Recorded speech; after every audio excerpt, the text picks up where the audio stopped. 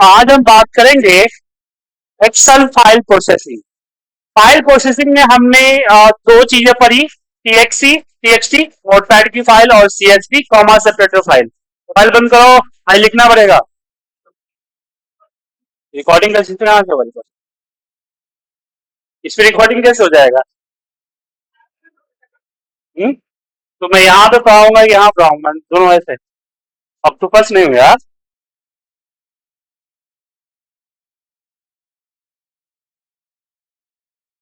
अच्छा देखते, कोशिश कर रहे, फिर भी मेन मेन टॉपिक लिख लो, कहीं नहीं हुआ तो। इंपॉर्टेंट टॉपिक है इसलिए बोल रहा हूँ। ठीक, ठीक।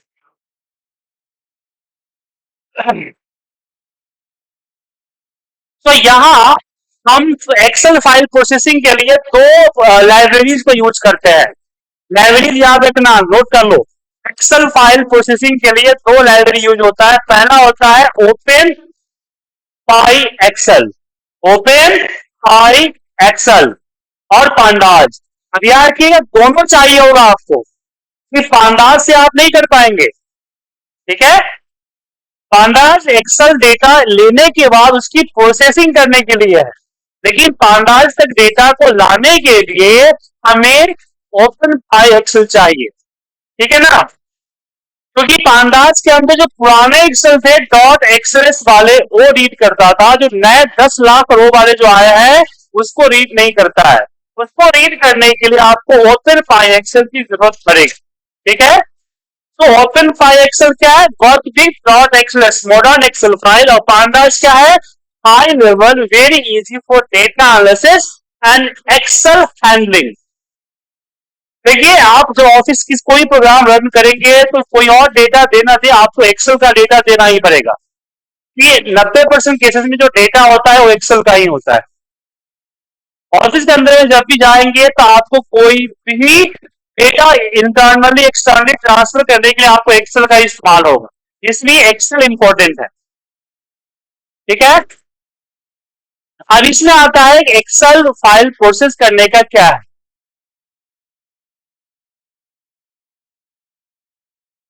ठीक है, तो सबसे पहले आपको फिक्स करना पड़ेगा। एक मिनट, दो,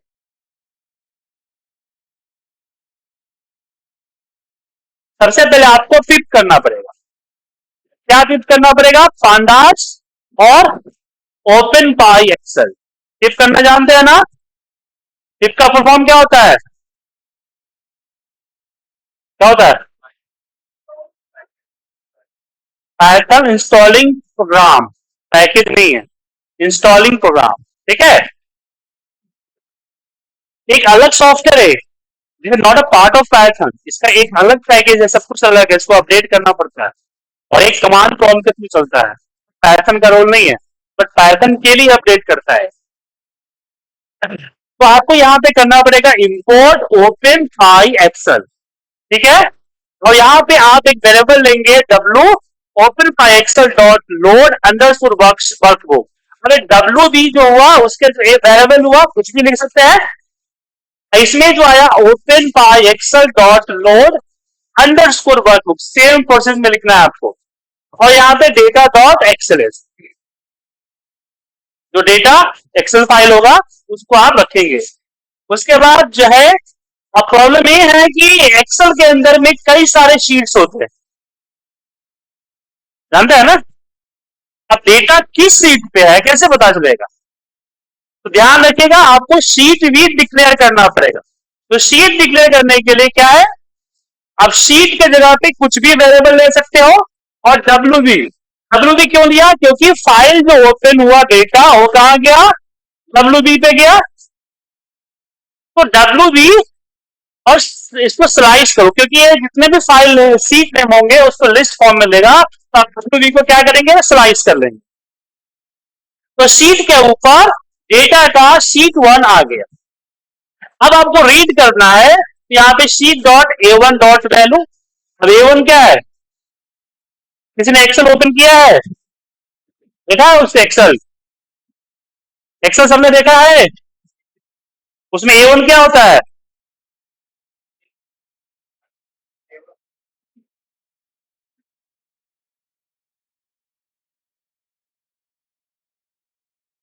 अब ये पता नहीं होगा तो कैसे रीड करेंगे? देखिए, एक्सेल का जो वर्कबुक होता है वो कुछ इस तरह से होता है। ये हो गया आपका वर्कबुक। तो एक्सेल फाइल जो हम खोलते हैं ना उसको वर्कबुक कहा जाता है, जिसका नाम डेटा डॉक्स एक्सएलएस वगैरह होता है। इसके अंदर क्या होते हैं? शीट्स होते हैं इस तरह से। टैब टैब जो नीचे बना होता है उसको क्या बोलते हैं? शीट बोलते हैं। शीट 1 2 3 4 5। अब इसके अंदर जो होता है स्प्रेडशीट होता है। ये स्प्रेडशीट होता है इस तरह से, row wise and column wise होता है। Row wise and column wise होता है। अब इसकी एड्रेसिंग के लिए कि भाई यहां मुझे कुछ करना है, इसके एड्रेसिंग के लिए रो को नंबर में डिनोट किया गया है एंड कॉलम को एबीसी में, A B C D E F. तो इसका पार्ट क्या होगा? डी कॉलम तीसरा नंबर रो। मुझे इसकी वैल्यू लेनी होगी तो मुझे डी 3 करना होगा। समझ में आया? तो A1 मतलब इसकी वैल्यू, जो बॉक्स बने होते हैं उसका एक एड्रेस होता है, वही A1 B1 C1 होता है। ठीक है, A2 B2 3। और एक पूरा का पूरा रेंज आपको लेना है। जैसे मुझे A1 से लेके D5 तक चाहिए तो कुछ इस तरह से लिखा आएगा, A1 से लेके D5। समझ आया? तो यहीं पे हमने A1 डॉट वैल्यू किया, इसका मतलब हम A1 की वैल्यू उठा रहे हैं। B1 C1 D1 इसकी वैल्यू उठा सकते हैं। अब मुझे पूरे के पूरे रो चाहिए, इसके लिए आपको लूप लगाना पड़ेगा। हमने लिखा फोर रो इन शीट इंटर रो। ठीक है ना? लिखा आपको इंटर, ITR होता है, स्पेलिंग मिस्टेक नहीं है, यही लिखना पड़ता है। Row values only equal to true और प्रिंट रो। ये क्या करेगा? इस सीट के अंदर जितने भी रो है उसकी वैल्यू 1 बाय 1 प्रिंट करेगा। समझे? लिखना है लिख लीजिए, तो फोटोग्राफ ले लीजिए।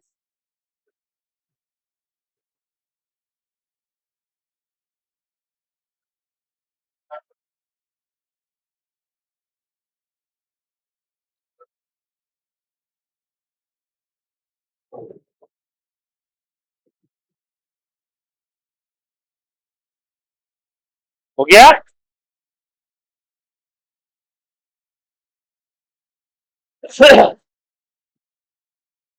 तो हमने ये क्या किया?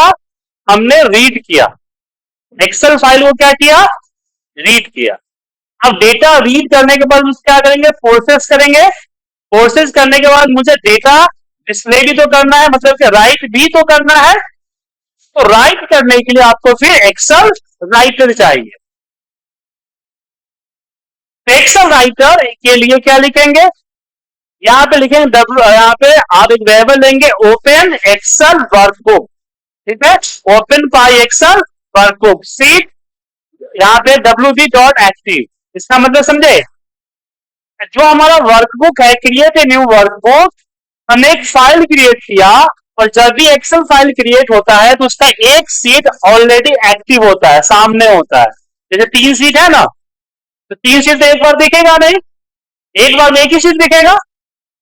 तो जो सीट दिख रहा है इट मीन एक्टिव। नहीं तो फिर आपको यहाँ पे wb डॉट सीट को स्लाइस करना पड़ता, जैसे कि हमने इससे पहले किया था स्लाइस, किया था ना। अगर यहाँ पे एक्टिव ना ले तो क्या करना पड़ेगा? सीट wb इसको स्लाइस करना पड़ेगा। लेकिन हम यहाँ पे एक्टिव लेके चल रहे हैं। ठीक है ना? Sheet dot title my seat. Seat dot title के मतलब समझे? उसका मतलब हुआ सीट का नेम। जो सीट 1 है ना वहां पे, उसका नाम डेटा या जो भी हो जाएगा। सीट डॉट टाइटल, हमने शीट का नेम दिया। अब यहाँ पे हमने प्रिंट करना है कोई स्पेसिफिक वैल्यू, तो प्रिंट कर सकते हैं। क्या हो गया?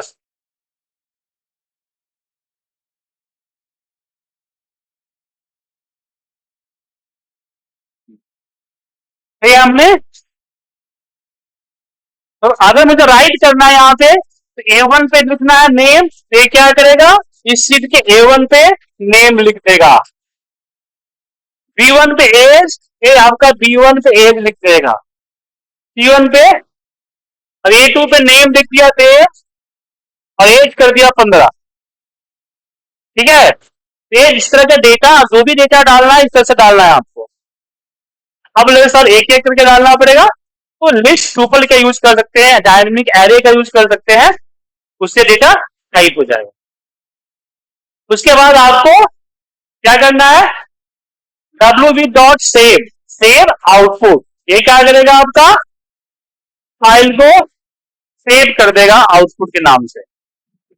ठीक है, ले लो पिक्चर आप ले लो या फिर लिखना है लिख लो। रिकॉर्डिंग नहीं मिलेगी आज की, मे बी मिल भी सकती है।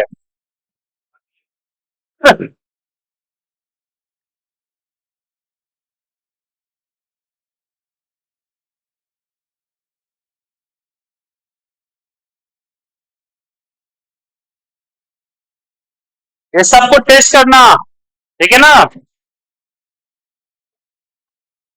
लैब में सारा कोड टेस्ट करना इंपॉर्टेंट है। हो गया, मुझे लिख रहे हो,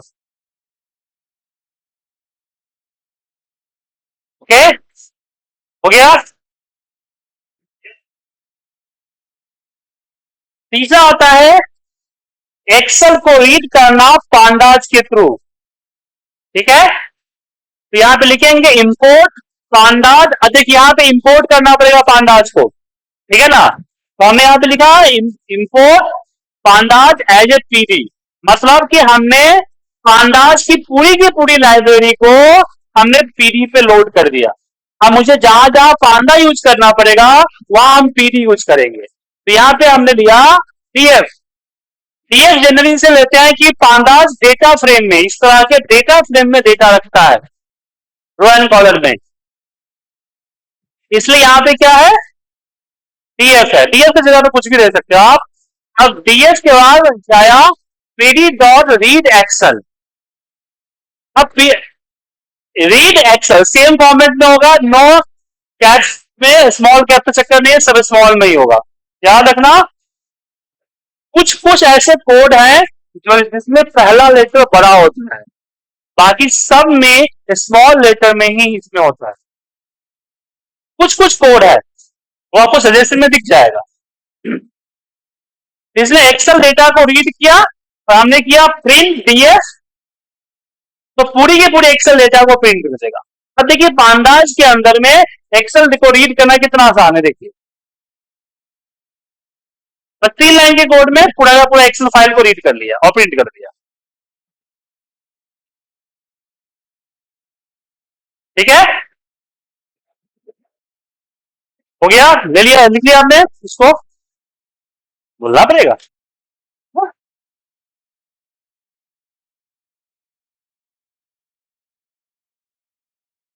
तुम नहीं नोट कर रहे हो,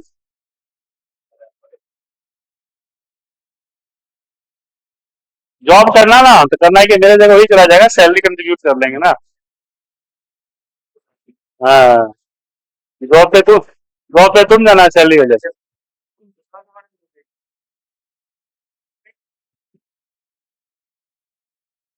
कंपनी में अकाउंट नंबर नहीं चाहिए होता है, कैंसल चेक चाहिए होता है।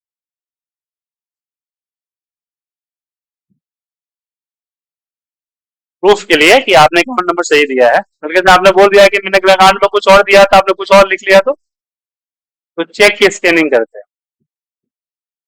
First time, cancel cheque, blank cheque को ही कैंसिल कर दिया जाता है।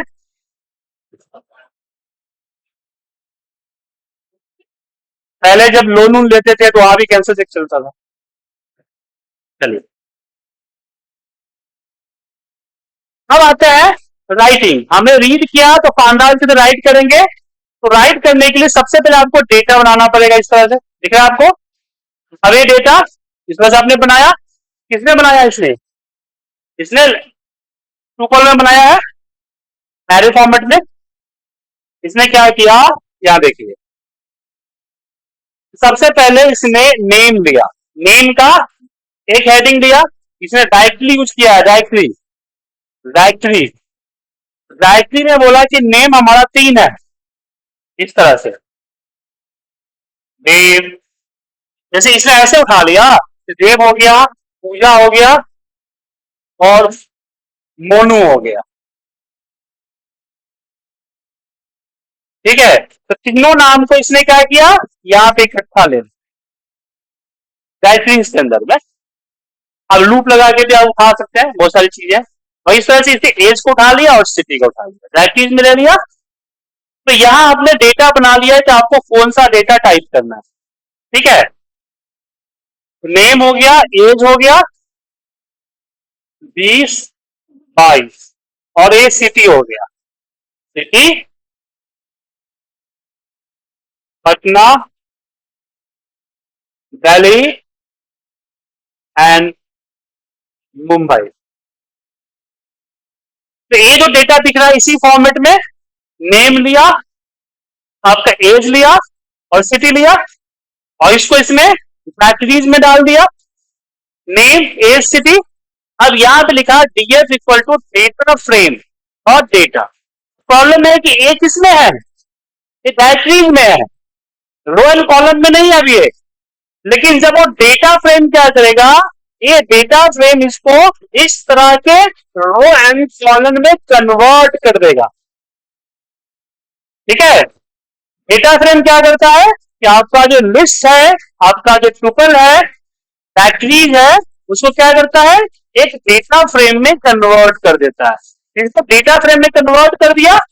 अब सिंपल लिखना है डीएफ टू एक्सेल, एक्सेल का फाइल नेम और इंडेक्स।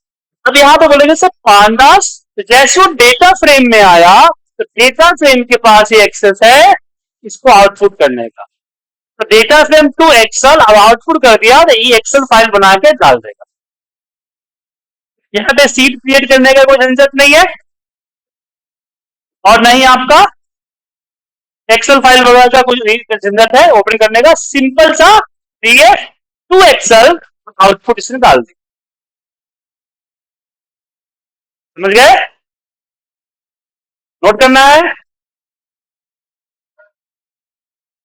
इसको रन करना जरूरी है, इंपॉर्टेंट है। Without pandas never work in activities. Index equal to false का मतलब ये हुआ कि अगर आप ट्रू कर देते हैं तो सबसे पहला जो कॉलम बनेगा वो बनेगा इंडेक्स का, उसके बाद होगा नेम, उसके बाद होगा आपका एज, उसके बाद होगा सिटी।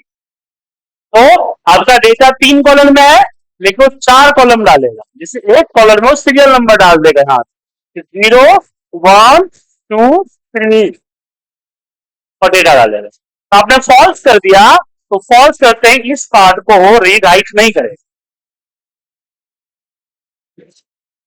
क्लियर है,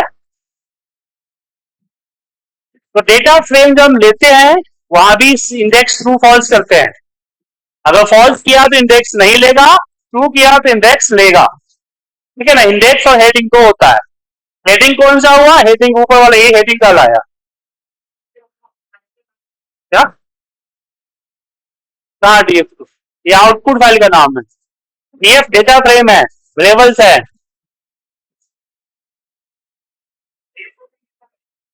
नहीं ऊपर कहा गया, टच करते हट जाता है क्या।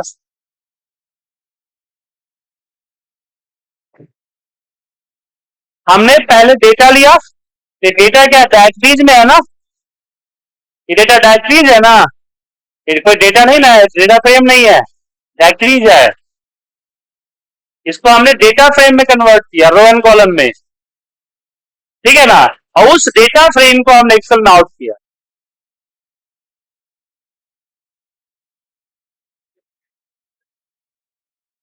लिस्ट का जो डेटा होता अगर ऐसा नहीं करेंगे ना तो क्या करेगा, एक ही सेल में पूरा डेटा डाल दो, वो एक कॉलम नहीं बनाया, रो एंड कॉलम का टेबल नहीं बनाया। बात समझ में आया, अगर डेटा फ्रेम नहीं लेते हैं तो एक ही सेल के अंदर सब कुछ डाल देंगे, जैसे डेटा फ्रेम बनाना जरूरी है। ओके,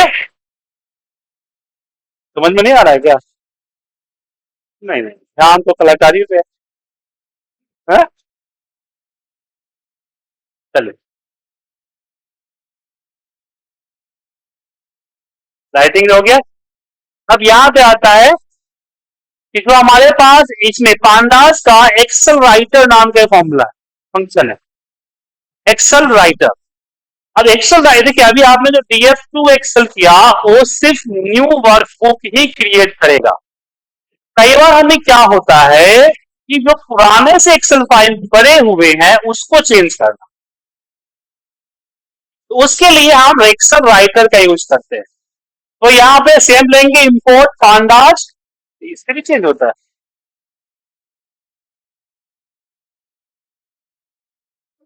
ये तो बोले इससे भी होता है।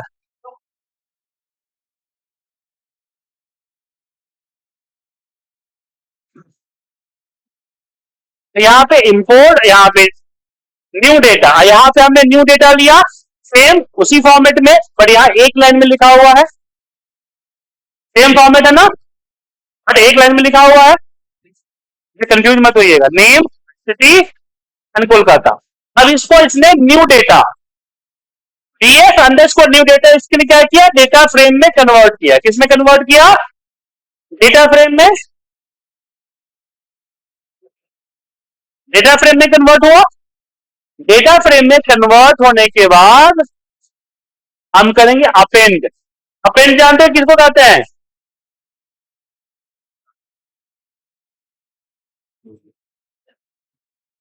इंसर्ट या अपेंड दोनों एक ही होता है, ठीक है।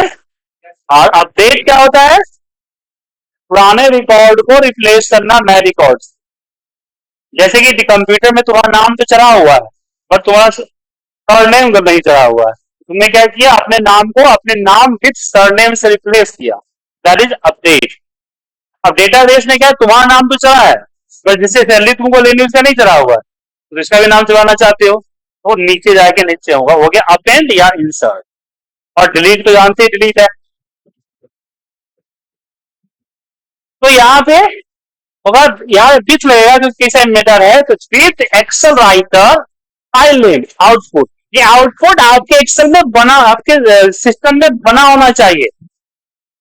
ये फाइल है, नया आउटपुट नहीं बनाएगा, तो ये आउटपुट आपका बना होना चाहिए। Output dot XLS x, mode क्या है, ए, हमने बताया था ना, ए मतलब हुआ अपेंड, आर मतलब हुआ रीड, ठीक है ना।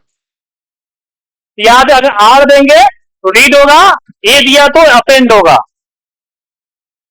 इंजन क्या है, ओपन पाई एक्सेल, क्योंकि आप बिना पाई एक्सेल का डेटा रीड तो कर सकते हो, पर राइट करने के लिए आपको एक्सेल पाई एक्सेल जरूरत पड़ेगा। इसलिए मैंने बताया कि जब एक्सेल पे हम लोग काम करते हैं तो पांडास और पाई एक्सेल दोनों की जरूरत पड़ती है, समझे।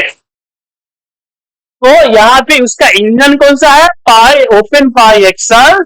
अब यहां पे बोलते हैं कि अगर if sheet exist equal to overlay, मतलब कि जिस सीट पे डेटा डाल रहे हैं वो सीट है तो उसको ओवर अप्लाई कर दे, मतलब कि उसको उसी पे ओवरराइट कर दे एज ए राइटर। अब यहां पे हमने बोला कि डीएफ न्यू टू एक्सल दिख रहा है आपको। इंजन कौन सा यूज किया, राइटर। सीट नेम क्या है, सीट वन, इंडेक्स फॉल्स, सीधा फॉल्स, स्टार्ट फोर। अगर स्टार्ट फोर हो रहा है चौथे नंबर से स्टार्ट करेगा। आगे मान लीजिए कि आपको पता नहीं कि डेटा कहां तक है, तो आपको फिर उससे पहले अपना स्टार्ट रो कैलकुलेट करना पड़ेगा, इस कितने रो है काउंट्स। पांडा जी तो राइट कर रहा है लेकिन उसके लिए इंजन चाहिए ओपन पाई एक्सेल। नहीं, राइट न्यू क्रिएट कर सकते हैं, एग्जिस्टिंग राइट नहीं कर सकते।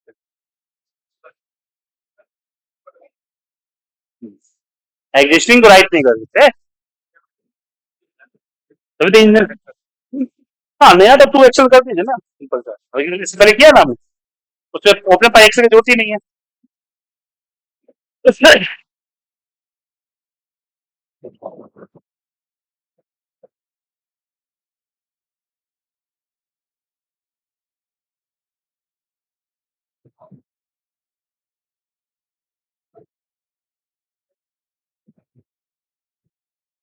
हो गया,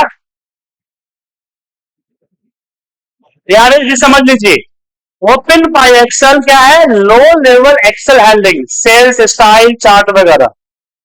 और पांडाल का यूज क्या होता है? For quick reading writing Excel data like a database. समझे? अब यहाँ पे एक चीज बहुत अच्छी बात है, एक डेटाबेस की तरह यूज करता है, मतलब कि वो आपके डेटा को समरी बना देगा, आपके डेटा पे फिल्टरिंग कर देगा, सब कुछ कर देगा। लेकिन आप उसके स्टाइल, उसमें चार्ट्स, इस सब चीजें यूज नहीं कर सकते। आप ये नहीं कर सकते कि पूरा का पूरा एक डैशबोर्ड हम जो है एक्सेल पे पांडा से बना दो, नहीं। उसके लिए आपको ओपन पाई एक्सेल चाहिए होगा। जैसे A1 पे अगर हमने मान लीजिए कि देव लिखा और देव की साइज थोड़ा बड़ा करना चाहते हैं, टेक्स्ट साइज, उसकी फॉन्ट चेंज करना चाहते हैं, उसकी जो फॉन्ट कलर है वो थोड़ा सा अलग होना चाहिए, ये चीजें पांडाज नहीं करेगा। लाइक ए डेटाबेस, डेटाबेस में किस तरह का कलरिंग होता है, लग रहा है? एसक्यूएल यूज किए हो? एसक्यूएल यूज किए हो?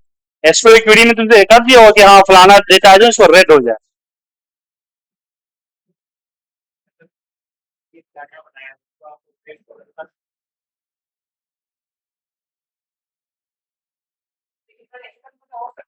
एक्सेल में हो सकता है लेकिन पांडास के थ्रू नहीं होगा, ओपन पाई एक्सेल के थ्रू होगा। जैसे होता है ना कि आपने एक डेटा लिया, प्रोसेस किया और उसको भेजना है, तो पांडास इस्तेमाल करेंगे तो सिंपल डेटा लेगा, प्रोसेस करेगा, सिंपल डेटा भेजे। जैसे मान लीजिए कि पूरा का पूरा इंडिया, पैन इंडिया का डेटा आया, उसमें से सिर्फ मुजफ्फरपुर का डेटा आपको फिल्टर करके एक नई फाइल पे डाल के आपको अपने टीम लीडर को भेजना है, ठीक है? तो पांडास क्या करेगा? आसानी से कर देगा कि डेटा को लेगा, फिल्टर करेगा, डेटा को उठाएगा, नेक्स्ट में डालेगा और आपको दे देगा। लेकिन आपने बोला कि उसमें मुजफ्फरपुर के अंदर में जहां जहां आपके टीम का सेल है वो थोड़ा सा डिफरेंट कलर हो जाए ताकि खोलते ही दिखे, हाईलाइट हो जाए। हा? नहीं, पांडास में नहीं होगा, एक्सेल में होगा, एक्सेल में कोई होगा। हा? नहीं, एक्सेल में कहा करते हैं।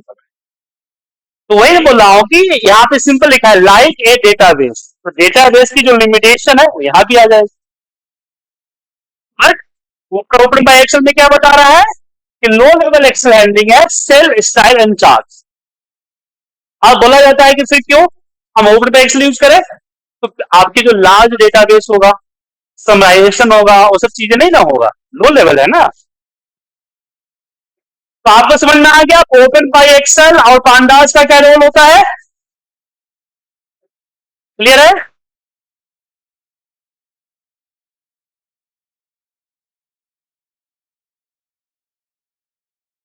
अब चलिए इसके कुछ एग्जांपल्स देख लीजिए। Multiple file safely, import as a pandas as a PD, हमने फाइल नेम लिया डेटा डॉट एक्सएलएस। अब यहां पे हमने कर दिया डीएफ नॉट। डीएफ क्या है? नन है, कुछ नहीं है।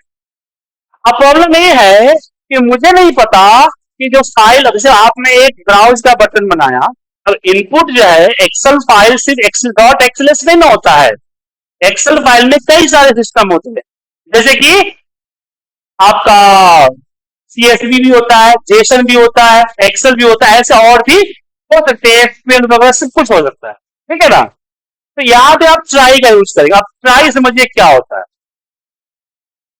ट्राई, ट्राई का यूज हम कब करते हैं? जैसे मुझे पता है कि मेरे पास 10 कोड है, 10 में से कोई एक ही को रन करना है, लेकिन पहला, दूसरा, तीसरा, चौथा, पांचवा किसी में एरर आ सकता है, ठीक है ना? तो यहां पे कहता है कि अगर पहला एरर आए, ट्राई में क्या हुआ? ट्राई में यहां लिखा कि try DF read Excel file. अगर यहां एक्सेल फाइल है, अगर यहां एक्सेल फाइल है तो ए वाला लाइन वर्क करेगा। अगर यहां सीएसवी है, ए वाला लाइन करेगा। इसमें हमने बोला ट्राई और यहां एक्सपेक्ट, एक्सेप्ट, एक्सेप्शन, मतलब कि अगला वर्क करो। फिर ट्राई, फिर ट्राई, फिर ट्राई, लास्ट में लिखते चले जाए। ट्राई के साथ दीजिएगा तो जहां पे यूज होगा, जैसे कि एक्सेल फाइल है तो नीचे का पोर्शन वर्क नहीं करेगा, मैं जहां ये ऊपर से नीचे तरफ आएगा, जो कोड सक्सेस हो गया वो कोड आपका परफॉर्म हो जाएगा और बाकी सारा इग्नोर हो जाएगा, ब्रेक हो जाएगा वहां से। अब लेकिन से इसके जगह पे इफ लगा सकते हैं, बट इफ एरर तो नहीं करेगा क्योंकि ये रिटर्न कुछ तो नहीं कर रहा है, रिटर्न तो एरर कर रहा है। तो इफ नहीं लगा सकते इसमें, इसमें क्या लगाएंगे, ट्राई। तो ट्राई सिर्फ अंदाज के लिए नहीं, हर जगह पे जहां पे आपको चाहे कई सारे ऑप्शन अगर आते हैं तो उस केस में इसका यूज किया जाता है।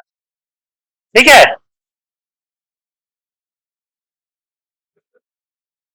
हाँ क्या हुआ, सब कुछ चलेगा।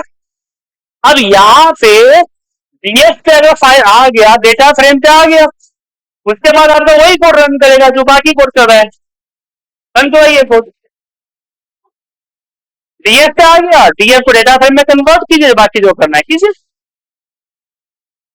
समझे, एक्सेल फाइल को रीड करके डीएफ पे डाल दिया, डीएफ पे डेटा आ गया, उसके बाद तो जो आप नॉर्मल करते हो कीजिए। यहां आपको बता रहा है मल्टीपल फाइल, मल्टीपल टाइप का फाइल कैसे सेफली आप यूज कर सकते हो। मतलब आपकी कंफ्यूजन होगा कि मेरा डेटा सीएसवी भी हो सकता है, एक्सेल भी हो सकता है। अब मान लीजिए, अब ये ना कीजिएगा तो आपको अलग अलग प्रोग्राम बनाने पड़ेंगे। पहले एक प्रोग्राम जो कि एक्सेल का होगा, दूसरा प्रोग्राम जो सीएसवी का होगा, कन्वर्टेबल नहीं होगा। ये हो गया आपका कन्वर्टेबल, वैसा डेटा होगा वैसे ही कन्वर्ट हो जाएगा। जैसे कि आप अगर गाड़ी लेना चाहें तो भाई आसपास जाने के लिए आप बाइक लीजिएगा, सुबह सुबह टहलने का मन नहीं तो साइकिलिंग करना है तो साइकिल लीजिएगा, लॉन्ग रूट पे जाना है तो गाड़ी लीजिएगा, और बीच सामान लेके जाना है तो ट्रक लीजिएगा। अगर कोई साइंटिस्ट ऐसा निकल जाए कि ऐसा कन्वर्टेबल जो है व्हीकल बना दे कि आप एक मोड प्रेस करें तो साइकिल हो जाएगा, एक मोड प्रेस करें तो बाइक हो जाएगा, तो वही कन्वर्टेबल है कि ऊपर जैसा डेटा होगा वो सीएसवी, एक्सेल, जेसन, एसक्यूएल ऐसे में अपने आप को कन्वर्ट हो जाएगा। समझ में आया? जैसे कोई पिक्चर अपलोड करते हैं तो पिक्चर जेपीजी भी होता है, पीएनजी भी होता है, जीआईएफ भी होता है ना, और आपका रीडर सबको रीड करता है, तो वहां भी इसी तरह का ट्राई दिया होगा। ओके,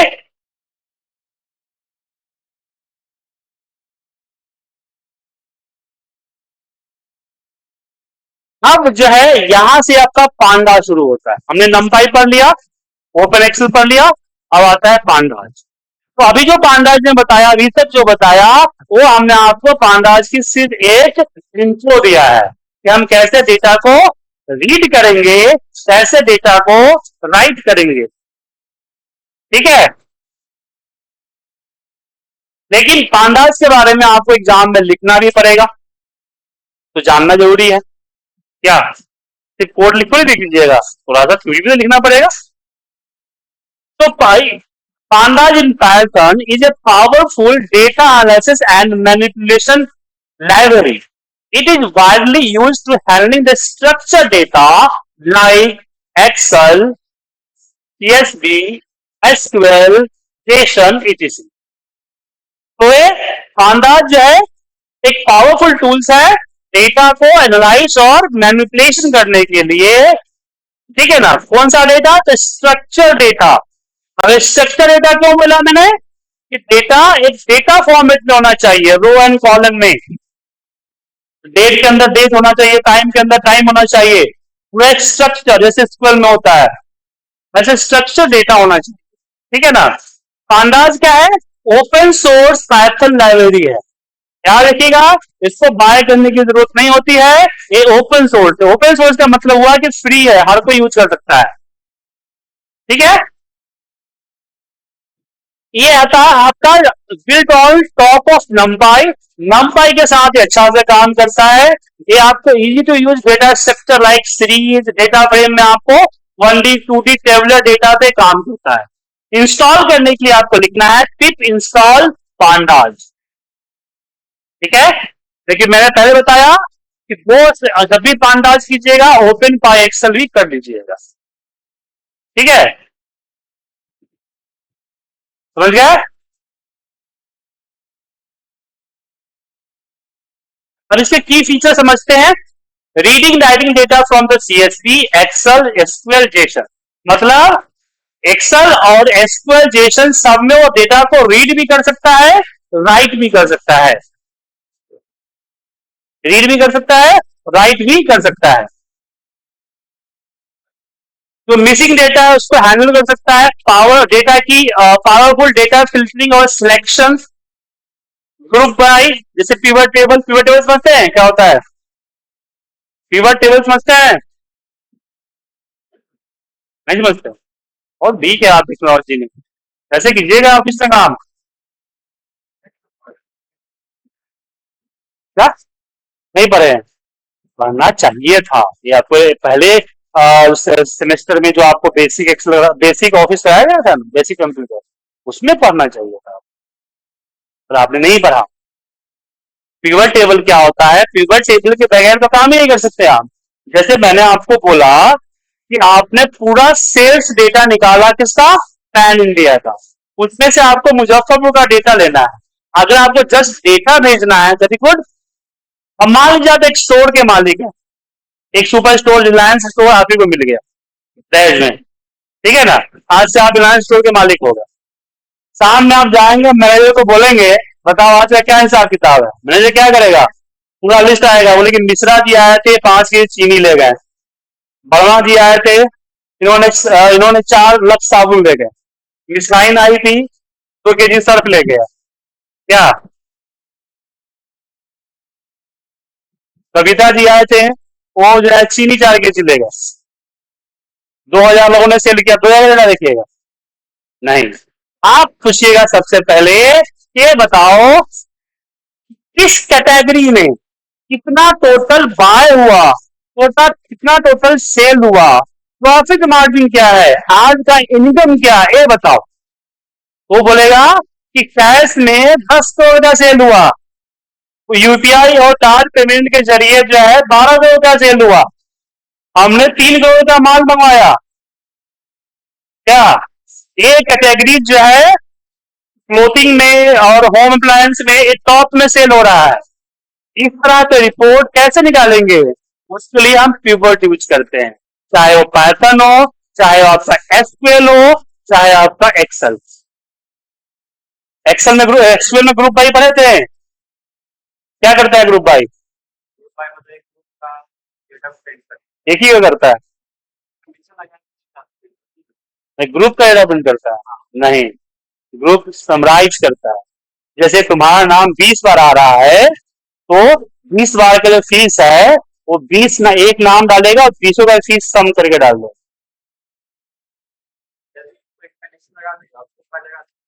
हाँ, कंडीशन चाहे कुछ भी लगाओ, तुम क्या कोड डालोगे एसक्यूएल में? देखो,